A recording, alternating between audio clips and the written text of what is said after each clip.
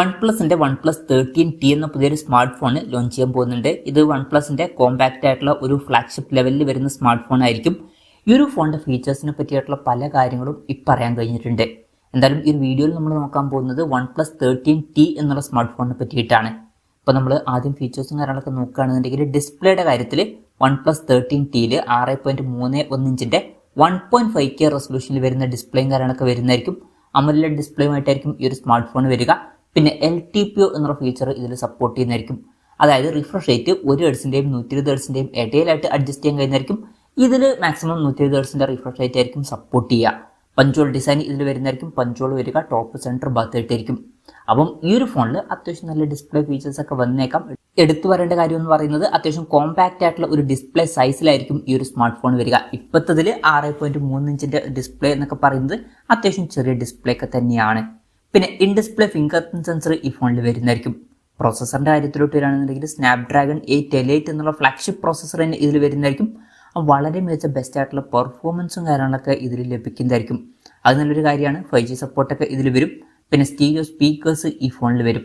3.5mm audio Jack ഈ ഫോണിൽ ഉണ്ടായിക്കൊള്ളണമെന്നില്ല. അതുപോലെ തന്നെ മെമ്മറി കാർഡ് സ്ലോട്ടും ഇതിൽ ഉണ്ടായിക്കൊള്ളണം എന്നില്ല. പിന്നെ Android 15 ബേസ് ആയിട്ടുള്ള സോഫ്റ്റ്വെയർ ആയിരിക്കും ഈ ഫോണിൽ വരിക. ക്യാമറയുടെ കാര്യം പറയുകയാണെന്നുണ്ടെങ്കിൽ ഫോണിൻ്റെ പിന്നിൽ 50 മെഗാ പിക്സൽ ഒരു മെയിൻ ക്യാമറ സെൻസർ ഇതിൽ വരുന്നതായിരിക്കും. ഇതിൽ വോയിസിൻ്റെ സപ്പോർട്ടൊക്കെ വരും. പിന്നെ രണ്ടാമത് 50 മെഗാ പിക്സൽ ഒരു ടെലിഫോട്ടോ ലെൻസ് വരുന്നതായിരിക്കും. ഇതിൽ 2x ഒപ്റ്റിക്കൽ സൂം ഒക്കെ സപ്പോർട്ട് ചെയ്യുന്നതായിരിക്കും. ഈ രണ്ട് സെൻസേഴ്സിനെ പറ്റിയിട്ടുള്ള കാര്യങ്ങൾ മാത്രമാണ് ഈ പറയാൻ കഴിഞ്ഞിട്ടുള്ളത്. അൾട്രാ വൈഡ് ആംഗിൾ ലെൻസ് ഉണ്ടാവുമോ എന്നുള്ള കാര്യങ്ങളൊന്നും അറിയാൻ കഴിഞ്ഞിട്ടില്ല. എന്തായാലും ടെലിഫോട്ടോ ലെൻസ് ഒക്കെ ഇതിലുണ്ടാവുന്നതായിരിക്കും. സെൽഫി ക്യാമറയെ പറ്റിയിട്ടുള്ള കാര്യങ്ങളും ഇപ്പം പറയാൻ കഴിഞ്ഞിട്ടില്ല. ഒരു 32 മെഗാ പിക്സൽ സെൽഫി ക്യാമറയ്ക്ക് ഇതിൽ നമുക്ക് എക്സ്പെക്ട് ചെയ്യാവുന്നതാണ്.